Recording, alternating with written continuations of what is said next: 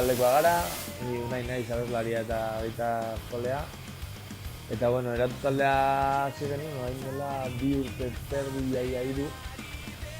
Eta orain gure bigarren diska kaleratu berri dugu. Lehenengoa grabatu genuen Bonberenean, Carlos Inagarekin eta 2 urte pasata gero, kontzertu jota gero. Bigarna grabatzen hartu ginen, Uturbilgo Igain estudioetan abitarra dugu. Eta orain, iritsi zaigu ordua defendatzeko.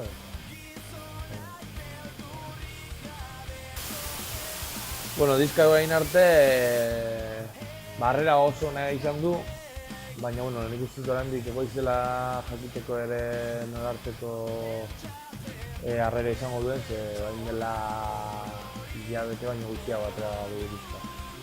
Bain arte joa ditugun 3 kontzertuetan oso harrera nauki dugu, jendeari gustatu zaio, disko asko gustatu zaie. Bideoklipa atera berri dugu ere eta jendearen erantzuna ikaragarria izan da, aste honetan atera dugu. Eta, bueno, itxen beharko dugu pixka bat, igual hilabete batzu pasata gero, benetan jakin arte zelako harrera izan duen, baina arteko bat. Bueno, diska izpiluna deitzen da, eta izen hori jarri diogu, bueno, izen hori aterata dago Eduardo Galeanoren Patas Arriba liburuko pasarte batetik aterata dago. Hortik atera dituen hainbat testu eta hainbat letra hortan oinarrituta daude. Eta horietako batean esaten zuen bazela behin mundu bat, non mundu alderantziz ikusteko ispilu bat behar genuen, baina orain bakarrik lehiotuk egiteta mundu alderantziz ikusten dugula. Orduan, kokatuta pixka bat ispiluarekin eta gaurko egoera nola ikusten dugunarekin jokatuz, bueno, genuen izjoko antzeko bat, ikidu ginen.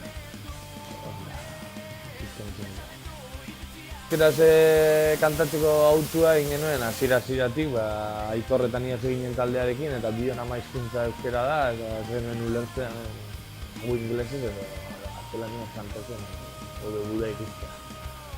Orduan, hasieratik errendun dudarik euki eta euskara erabili dugu. Eta gero kontzertua bilatzean, nik egia esan ez daukat, ez dut uste arazoak zailtasunak bilatzen dituenik euskaraz kantatzeak. Lehenengo musikarekin iritsiko zara jendearen gana, eta gero jendeari zure musika gustatzen horrego, bai euskara txinoz edo suajiliz kantatu, informatu nahi duenak zer buruz hitz egiten duen, informatuko da eta gure webean bitatuko. Uste dut, euskara ikasten nahi dienentzako edo gazteentzako edo uste dut ona dela jendeak euskara entzutea. Gure hizkuntza entzutea nik uste dut ona dela eta gero nahi dutzen dut ere olako talde handie berri txarra zerren buruza edo olako talde handi batzuek mundura nola euskara eramaten duten ere, eta jendeak horren bidez ere behintzat pixka bat zer informatuko da, zer gauden, bizi garen, zein gure hizkuntza eta bueno. Orain kontzertuetako momentua iritsi zaigu eta zuzenean ikusten nahi baituzue, hainbat aukera dituzue, bat adibidez hurrengo astetik hasita azaroaren 29an Lemoako gaztetxean, ostiralean, larun batean 2 kontzertu ditugu, lehenengoa Donostiako Altzan, Gobernostazenekin, 9etan eta gero 11ak inguruan berritxarrekin jotzen dugu. Gero abenduak 7an Durango nengo gara Hautsenean, abenduak 7an ere Gasteizen nengo gara Geldora Aretoan.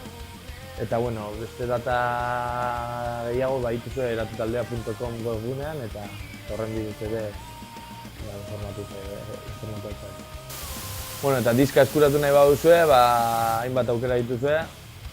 FNAC Elkar eta olako dendetan badago, gero Gasteizen adibidez Erdizka tabernan badago.